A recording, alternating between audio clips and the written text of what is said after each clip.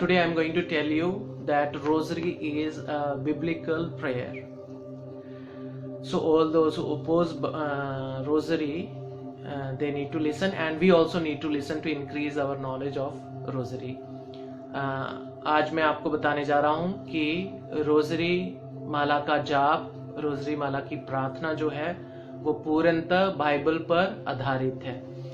तो पहली बात, जो कुछ लोग हमसे जो ऐतराज करते हैं रोजरी के विषय में, वो हमें कह सकते हैं कि यीशु मसीह ने हमें कहा है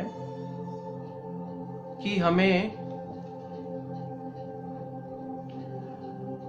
प्रार्थना करते समय जो ऑब्जेक्शंस जो हो सकते हैं, प्रार्थना करते समय हम यहूदियों की तरह हमें गैर यहूदियों की तरह हमें रट नहीं लगानी चाहिए। जो पेगन्स थे, गैर यहूदी लोग थे, उनकी तरह रट नहीं लगानी चाहिए। तो प्यारे भाई और बहनों, मैं आपको ये बताना चाहता हूँ कि ये रट्टे वाली प्रेयर नहीं है। इसका हर एक शब्द ध्यान लगाने योग्य है, चिंतन मनन चिंतन करने योग्य है, और हर एक शब्द जो है वो पवित्र बाइबल से लिया हुआ शब्द है, वचन है। इसलिए रट्टा लगाई हुई प्रार्थना और इस प्रार्थना में बहुत भारी अंतर है। जिस प्रकार से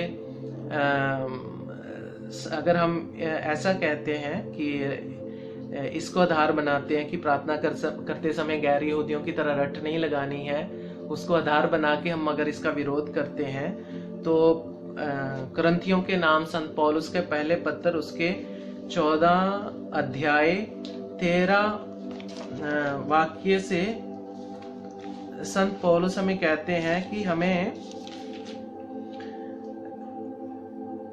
अपरिचित भाषा जो है वो ऐसे नहीं बोलनी चाहिए, क्योंकि जब हम अपरिचित भाषा में प्रार्थना करते हैं तो हमारी आत्मा तो प्रार्थना करती है, लेकिन हमारी बुद्धि जो है निष्क्रिय होती है। आप उसको पढ़ सकते हैं, पूरे चैप्टर को पढ़ सकते हैं, तब आपको समझ में आएगा। कुरिन्थियों के नाम संत पौलुस का पहला पत्र उसका 14 अध्याय 13 वाक्य से अगर आप पढ़ेंगे, तो इसलिए संत पौलुस आगे कहते हैं कि मैं अपरिचित भाषा में 10,000 शब्द बोलने की अपेक्षा दूसरों को शिक्षा देने के लिए धर्म सभा में अपनी बुद्धि से 5 शब्द बोलना ज्यादा पसंद करूंगा। तो 10,000 अपरिचित शब्द बोलने से मैं 5 ऐसे शब्द जो मेरी बुद्धि से है और दूसरों को भी समझ में आ जाए, ऐसे शब्द बोलने ज्यादा पसंद करूंगा। ये संत पौलुस कह रहे हैं। अगर आप लिटरली इसको लेंगे, अगर वचन को, हर एक चीज को आप लिटरली फॉलो करेंगे अपने आप को सही सिद्ध करने के लिए, तो गड़बड़ हो जाएगी। तो हमें परमेश्वर का वचन जो है पूर्ण रूप से लेना है, बाइबल को पूर्ण रूप से लेना चाहिए। एक एक शब्द को उठा के अगर हम लोग विरोध करेंगे एक दूसरे का, तो वो नहीं चलेगा।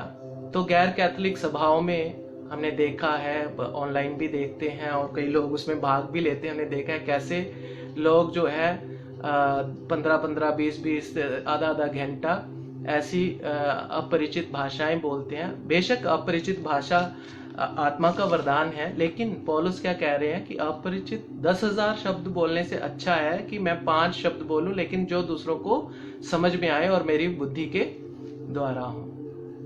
तो ये मैं काउंटर करने के लिए बोल रहा हूं।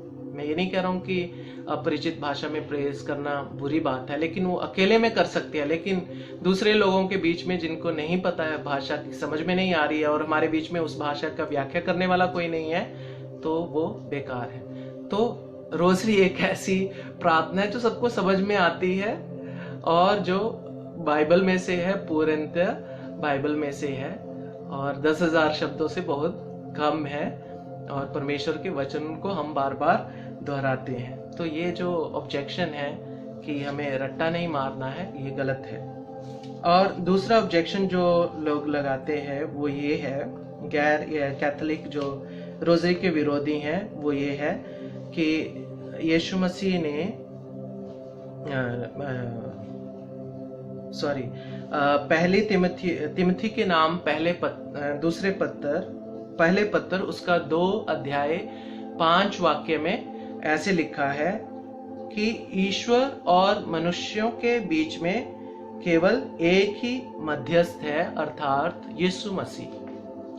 तो मेरे और ईश्वर के बीच में एक ही मध्यस्थ है, वो है यीशु मसीह। तो प्यारे भाई और बहनों, एक बात आपको बिल्कुल क्लियर हो जानी चाहिए, हम माँ मरियम से प्रार्थना नहीं करते हैं, माँ मरियम के द्वारा प्रार्थना करते हैं। से प्रार्थना करना और के द्वारा प्रार्थना करने में बहुत फर्क है। ये ऐसे ही है जैसे आप मेरे को बोल रहे हो, फादर जी हमारे लिए प्रार्थना करना, तो आप मेरे से प्रार्थना नहीं कर रहे हो, मेरे को कह रहे हो कि आप हमारे लिए प्रार्थना कर, तो आप मेरे द्वारा प्रार्थना कर रहे हो। आप अपने मित्र को, अपने रिश्तेदार को कहते हो, अपने पास्टर को कहते हो, पास्टर हमारे लिए प्रार्थना करना, पास्टर जी हमारे लिए प्रार्थना करना, तो आप पास्टर से प्रार्थना नहीं कर रहे हैं, पास्टर के द्वारा ईश्वर से प्रार्थना कर रहे हैं। तो ये कहना भी गलत है कि हम माँ मरियम से प्रार्थना करते हैं, बल्कि हम माँ मरियम के द्वारा प्रार्थना करते हैं। और मैंने आपको पहली टॉक में समझाया था पहले दिन कि हम माँ मरियम के द्वारा क्यों प्रार्थना करते हैं। अगर आपको चाहिए, वो टॉक सुनना चाहता है कोई, तो आप YouTube के चैनल असीसी प्रोडक्शंस पे जाइए और वहाँ पे ये टॉक आपको मिल जाएगी, माँ मरियम के द्वारा प्रार्थना। और दूसरी टॉक भी वहाँ पे है। जो भी मैं टॉक आपके साथ शेयर करता हूँ वो मैं कट करके, ट्रिम करके उसमें डालूंगा ताकि आप दोबारा उसको देख सकें। तो से प्रार्थना करना और के द्वारा प्रार्थना करने में एक बहुत बड़ा अंतर है। तो ये दोनों जो ऑब्जेक्शन है ये रद्द हो जाते हैं। तीसरा मैं ये आपको आज बताने की कोशिश कर रहा हूँ कि अगर कोई कहता है कि रोजरी का जिक्र कहाँ है बाइबल में, ठीक है, जैसे हम उसको पढ़ते हैं वैसे जिक्र नहीं है, लेकिन कलीसिया ने अपने अधिकार से और सदियों के बाद ये प्रार्थना इस फॉर्म में आई है जैसे अब हम पढ़ते हैं। इसलिए हम आपको मैंने ये भी बताया कि कैथोलिक कलीसिया में विश्वास का मतलब ही ये है, बाइबल में विश्वास करना, कैथोलिक कलीसिया की शिक्षाओं में, और उन जो अधिकार उनको मिला है कैथोलिक कलीसिया को, उसके द्वारा जो शिक्षाएं आई हैं उसके ऊपर विश्वास करना और रिवायतों पर विश्वास करना। तो इसलिए जो जिस फॉर्म में हम रोजरी पढ़ते हैं वो रिवायतों से आई है और उसके बाद कैथोलिक कलीसिया की शिक्षाओं में ये दी गई है। लेकिन जो हम बोलते हैं रोजरी माला के जाप के समय में, वो सब कुछ बाइबल पर आधारित है, completely A to Z Bible पर आधारित है। आइए हम एक एक करके लेंगे। हम शुरू करते हैं रोजरी माला का जाप, हम शुरू करते हैं पिता और पुत्र और पवित्र आत्मा के नाम पर। तो ये सारे विश्वासी ये विश्वास करते हैं, सारे कलीसियाओं के लोग, जितने भी कैथोलिक हैं, गैर कैथोलिक हैं, कि एक ईश्वर है, एक ईश्वर में तीन जन हैं, पिता और पुत्र और पवित्र आत्मा। गॉड ट्रिनिटी है, हमारे लिए तृप्त है। तीन जन हैं लेकिन एक ही ईश्वर है। और वो बाइबल में अलग अलग जगहों में शुरू से लेके इन द उत्पत्ति ग्रंथ से लेके अंत तक हमें बहुत बार ये देखने के लिए मिलता है कि ईश्वर एक है और एक ईश्वर में तीन जन हैं, पिता, पुत्र और पवित्र आत्मा।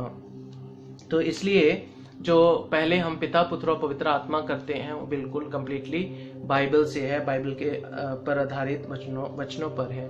उसके बाद हम प्रेरितों का धर्मसार बोलते हैं और उस धर्मसार का हर एक शब्द जो है, हर एक वाक्य जो है वो बाइबल से है। जो प्रेरितों का विश्वास था, जो उन्होंने लोगों के साथ अपना विश्वास शेयर किया प्रचार के द्वारा और उनके साथ रहने के द्वारा, उसका जो एक निचोड़ है, प्रेरितों के धर्मसार का मतलब होता है जो हमारे विश्वास का सार है। तो उसका एक एक शब्द अगर आप लेंगे, हम स्वर्ग और पृथ्वी के सृष्टिकर्ता ईश्वर सृष्टिकर्ता है पर विश्वास करते हैं और उसके इकलौते पुत्र यीशु उसका इकलौता पुत्र है, हमारे प्रभु यीशु क्रिस्त पर जो पवित्र आत्मा के द्वारा माँ मरियम के गर्भ में आया, कुंवारी से जन्मा, पैंतुस पिलातुस के शासनकाल में दुख होगा।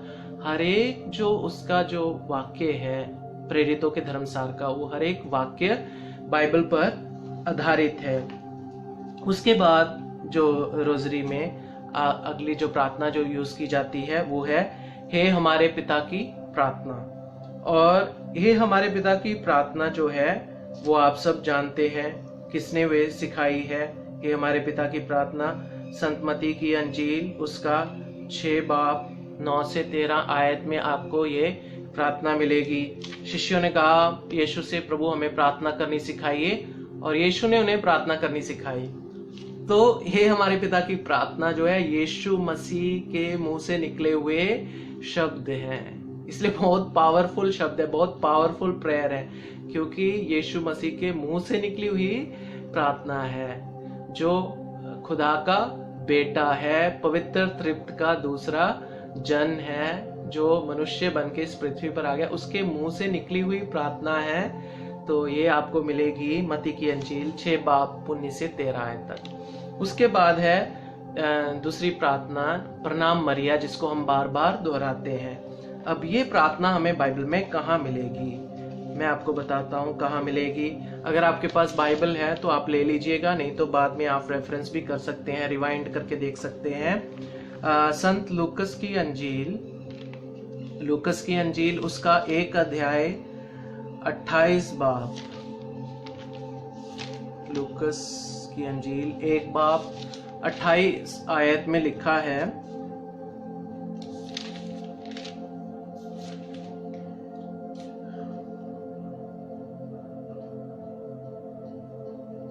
स्वर्गदूत ने उसके यहाँ अंदर आकर उससे कहा, प्रणाम प्रभु की कृपा पात्री, प्रभु आपके साथ है। तो प्रणाम मरिया का पहला हिस्सा कहाँ से आ रहा है, बाइबल में से, और किसकी जुबान से आ रहा है, किसके होंठों से आ रहा है, फरिश्ते के होंठों से आ रहा है, और ये किसके शब्द हैं, प्रणाम प्रभु की कृपा पात्री, प्रभु आपके साथ है।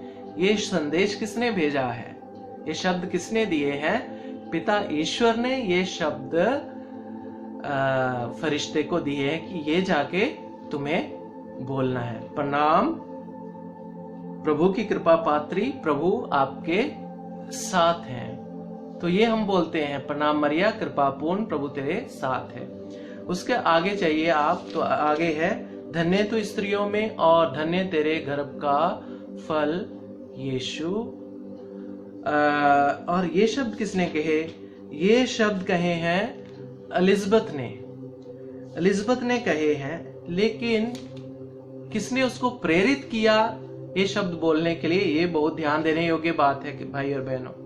आप देखिए संत लूकस की अंजील में, आप देखिए उसका 1 बाब 41 आयत से लेके अगर आप पढ़ेंगे 44 तक 44 तक, तो उसमें ऐसा लिखा है, जो ही एलिजबेथ ने मरियम का अभिवादन सुना, बच्चा उसके गर्भ में उछल पड़ा और एलिजबेथ पवित्र आत्मा से प्रेरित परिपूर्ण हो गई।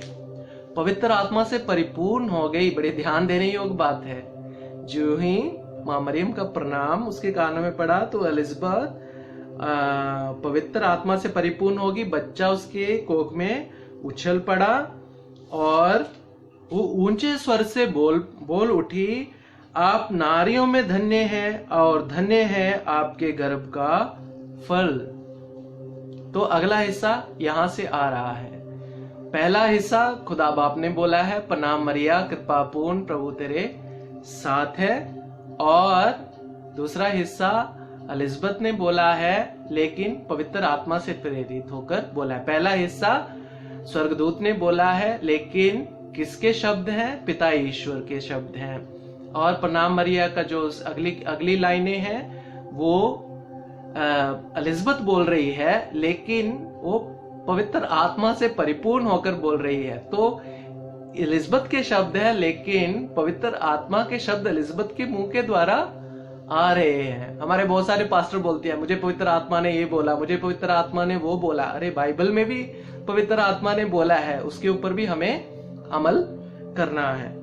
तो पवित्र आत्मा ने क्या बोला, आप नारियों में धन्य हैं और धन्य है आपके गर्भ का फल। और आगे ये प्रार्थना जब हम बोलते हैं तो फल यीशु, धन्य है आपके गर्भ का फल यीशु। हे संत मरिया, हे संत मरिया। अब ये कैसे पता चला कि माँ मरियम संत है? अरे जिसको ईश्वर खुदा बाप कह रहा है कृपा पात्री, ईश्वर की कृपा पात्री, तो वो संत ही होगी, इसलिए वो कृपा पात्री है। अगर उसको, एक स्त्री को ईश्वर ने अपने बेटे की मां बनने के लिए, इकलौते बेटे की मां बनने के लिए चुना है, तो वो संत ही होगी, इसीलिए उसने चुना है। पापी को तो नहीं चुन सकते थे ना, निष्पाप को ही चुन सकते थे, इसलिए मां मरियम संत है। हे संत मरिया, ईश्वर की मां, ये किसने बोला कि ये ईश्वर की मां है? अगर हम आगे पढ़ेंगे तो देखिए, एलिजबेथ कह रही है लुकस की अंजील 1:44 में, क्योंकि देखिए ज्यों ही आपका प्रणाम मेरे कानों में पड़ा, बच्चा मेरे गर्भ में आनंद के मारे उछल पड़ा, है ना। उससे पहले 43 में 43 में देखिए, मुझे ये सौभाग्य कैसे प्राप्त हुआ कि मेरे प्रभु की माता मेरे पास आई। मुझे ये सौभाग्य कैसे प्राप्त हुआ कि मेरे प्रभु की माता मेरे पास आई। तो ये किसने एलिजबेथ को बताया कि ये प्रभु की माता है? उससे पहले हमें पता चला कि एलिजबेथ पवित्र आत्मा से परिपूर्ण हो चुकी है, तो पवित्र आत्मा उसके मुंह से बोल रही है कि ये प्रभु की माता है। उसको किसी ने नहीं बोला, पवित्र आत्मा ने उसको प्रेरित किया और उसने बोला प्रभु की माता। मेरा सौभाग्य है कि मेरे प्रभु की माता मेरे पास कैसे मुझे ये सौभाग्य प्राप्त हुआ कि मेरे प्रभु की माता मेरे पास आई? तो मां मरियम प्रभु की माता है। तो हे संत मरिया, परमेश्वर की मां, प्रार्थना कर, हम परमेश्वर की मां तक हम पहुंच गए। प्रार्थना कर हम पापियों के लिए। बाइबल कहती है, बहुत जगहों में लिखा है कि हमें एक दूसरे के लिए प्रार्थना करनी चाहिए। प्रार्थना करनी चाहिए, कम से कम 13 जो वर्ड्स हैं, 13 जो वचन है, इसके ऊपर आधारित है। यकूब का रेफरेंस के लिए आप यकूब का पत्र उसके 5 बाब 16 आयत में पढ़ सकते हैं, जिसमें लिखा है एक दूसरे के लिए प्रार्थना करें। तो हम कह रहे हैं मां मरियम को कि हमारे लिए प्रार्थना कर हम पापियों के लिए। पापियों के लिए किसने हमें बताया कि हम पापी हैं? बाइबल में कम से कम 100 ऐसे वाक्य हैं, वचन हैं जो हमें बताते हैं कि हम पापी हैं। यूहन्ना का पहला पत्र उसका 1 अध्याय 8 पद संख्या 8 में यदि हम पढ़ेंगे तो वहां पे लिखा है, यदि हम कहते हैं कि हम निष्पाप हैं तो हम अपने आप को धोखा देते हैं और हम सत्य में नहीं हैं। तो जो भी व्यक्ति कहता है मैं पापी नहीं हूं, वो सत्य में नहीं। तो हम कह रहे हैं प्रार्थना कर हम पापियों के लिए, अब और हमारे मृत्यु के समय, आमीन। तो ये पूरी प्रार्थना जो है भाई और बहनों बाइबल में से है। तो इसका जो विशेष हिस्सा है वो है, हे हमारे पिता की प्रार्थना जो यीशु मसीह ने हमें दी है, और प्रणाम मरिया जो खुदा बाप के वचन है और पवित्र आत्मा के वचन है। खुदा बाप ने फरिश्ते के द्वारा बोले और पवित्र आत्मा ने एलिजबेथ के द्वारा बोले हुए वचन है। उसके बाद हम कहते हैं पिता और पुत्र और पवित्र आत्मा की महिमा हो। तो ये महिमा का गीत है जिसमें हम पवित्र त्रित्व की स्तुति करते हैं, वो भी बिब्लिकल है, बाइबल के ऊपर आधारित है। उसके अलावा रोजरी में क्या है? उसके अलावा रोजरी में प्यारे भाई और बहनों बहुत इंपॉर्टेंट चीज है। उसके अलावा रोजरी में हम प्रभु यीशु मसीह की जिंदगी में जो भी घटनाएं हुई हैं, महत्वपूर्ण घटनाएं हुई हैं, उनके ऊपर मनन चिंतन करते हैं। क्या क्या घटनाएं हैं? कुछ खुशी वाले मौके हैं, कुछ दुख वाली घटनाएं हैं, कुछ महिमा की घटनाएं हैं, और कुछ जो है वो ज्योति की घटनाएं हैं। उनको हम याद करते हैं और उसके ऊपर हम मनन चिंतन करते हैं। तो मैं आपके लिए पढ़ के बता देता हूं। मैं रेफरेंसेस नहीं दे रहा हूं क्योंकि ये सब लोग जानते हैं, इसके लिए हमें कोई रेफरेंस देने की जरूरत नहीं है। पहला है आनंद के भेद हम बोलते हैं। तो ये बहुत ही मेडिटेटिव प्रार्थना है, ये रट्टे वाली प्रार्थना नहीं है। हमें उसके बारे में सोचना है, ध्यान लगाना है, प्रभु की जिंदगी के ऊपर ध्यान लगाना है, और बाइबल पर आधारित प्रार्थना। इसमें से कुछ भी ऐसा नहीं है जो बाइबल के बाहर से है। तो आनंद के भेद है जिसमें हम, पहला भेद है गब्रियल दूत मरियम को संदेश देता है तो अभी अभी हमने संत लूकस की अंजील से पढ़ा। और दूसरा है मरियम लिस्बन से भेंट करती है, वो भी अभी हमने पढ़ा लुका की अंजील से। और प्रभु यीशु मसीह का जन्म, और ये एक आनंद वाली घटना है। और यीशु का मंदिर में चढ़ाया जाना, सबको पता है, इसके बारे में भी बाइबल पर आधारित है। और यीशु मसीह का मंदिर में पाया जाना। और उसके बाद दुख के भेद हैं, गत्समनी बाग में प्रभु यीशु को की प्राण पीड़ा जो है उसके बारे में हम मनन चिंतन करते हैं। फिर यीशु मसीह को कोड़ों से मारा जाता है, बहुत सारे प्रचारक इसके बारे में बहुत बार प्रचार करते हैं, बाइबल पर आधारित है। यीशु को कांटों का मुकुट पहनाया जाता है, यीशु क्रूस ढोते हैं, यीशु को क्रूस पे चढ़ाया जाता है, क्रूस पर मर जाते हैं। ये सारी घटनाएं यीशु मसीह की जिंदगी की महत्वपूर्ण घटनाएं हैं। और उसके बाद हम महिमा के भेद बोलते हैं, यीशु मृतकों में से जी उठते हैं। अभी हमने कुछ दिन पहले ईस्टर मनाया, सारी दुनिया में यीशु मसीह मुर्दों में से जी उठे और यीशु स्वर्ग में उठा लिए गए। और पवित्र आत्मा प्रेरितों पर उतरता है और मरियम स्वर्ग में उठा ली जाती हैं और स्वर्ग में रानी का मुकुट पहनाते हैं उनको। तो ये रेवलेशंस में आपको औरत मिल जाएंगी जिनके सिर के ऊपर 12 तारों का ताज है, पैरों के नीचे चंद्रमा है, सिर के ऊपर सूरज है। तो ये हमारी माँ है जिनको स्वर्ग के ऊपर उठा लिया गया। और ज्योति के भेद हैं, ईसा का जो प्रभु यीशु मसीह का बपतिस्मा है, काना के विवाह की घटना है, और ईश्वर के राज्य की घोषणा यीशु मसीह करते हैं, पछतावा करो क्योंकि ईश्वर का राज्य निकट है। प्रभु यीशु का रूपांतरण हो जाता है। और उसके बाद परम प्रसाद की स्थापना है। प्रभु यीशु कहते हैं कि ये लो, ये मेरा शरीर है, ये पियो, ये मेरा रक्त है, मेरी याद में ये किया करो। तो प्यारे भाई और बहनों, पूरी रोजरी शुरू से लेकर अंत तक पूरी बिब्लिकल है, बाइबल पे बेस्ड है। और इससे सुंदर प्रार्थना हमें कोई भी जो बाइबल पर आधारित है, धर्मशास्त्र पर आधारित प्रार्थना हमें कोई भी नहीं मिलेगी। इसलिए ये प्रार्थना पूर्णतः बाइबल पर आधारित है, जिसको आपको इस प्रार्थना को पढ़ने में बिल्कुल भी संकोच नहीं होना चाहिए।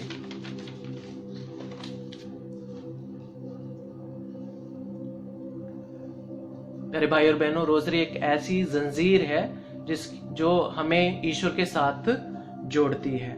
इसलिए बिना संकोच के, अगर आप कैथोलिक नहीं भी है, मैं बोल रहा हूं, मैं ऐसे कुछ गैर कैथोलिक भाइयों को जानता हूं, बहनों को जानता हूं जो रोजरी पढ़ते हैं, और मैं ऐसे बिशप्स को भी जानता हूं जो रोजरी पढ़ते हैं, गैर कैथोलिक बिशप, गैर कैथोलिक कलीसिया के मेंबर जो रोजरी पढ़ते हैं। आपको कोई भी संकोच नहीं होना चाहिए, आपको एक पल भी शक नहीं होना चाहिए कि ये बाइबल पर आधारित नहीं है।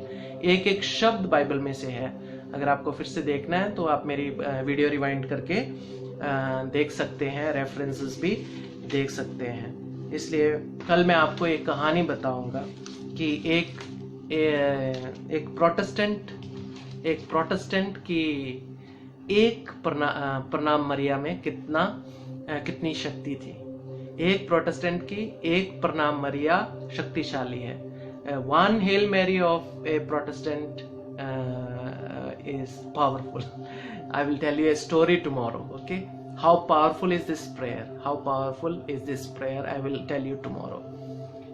थोड़ा रेवलेशन से बताएंगे, थोड़ा अनुभव से बताएंगे, और थोड़ा वचन से हम बताएंगे कि ये कितनी पावरफुल प्रेयर है।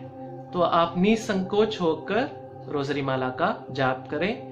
ये बिब्लिकल प्रार्थना है, बाइबल पर आधारित है, धर्मशास्त्र पर आधारित है। हम ईश्वर के वचनों का जाप करते हैं और हम प्रभु यीशु मसीह के जिंदगी की घटनाओं का मनन चिंतन करते हैं। और मेडिटेटिव प्रार्थना है, रट्टे वाली प्रार्थना नहीं है, मेडिटेटिव प्रार्थना है। आशा करता हूँ ये जो आज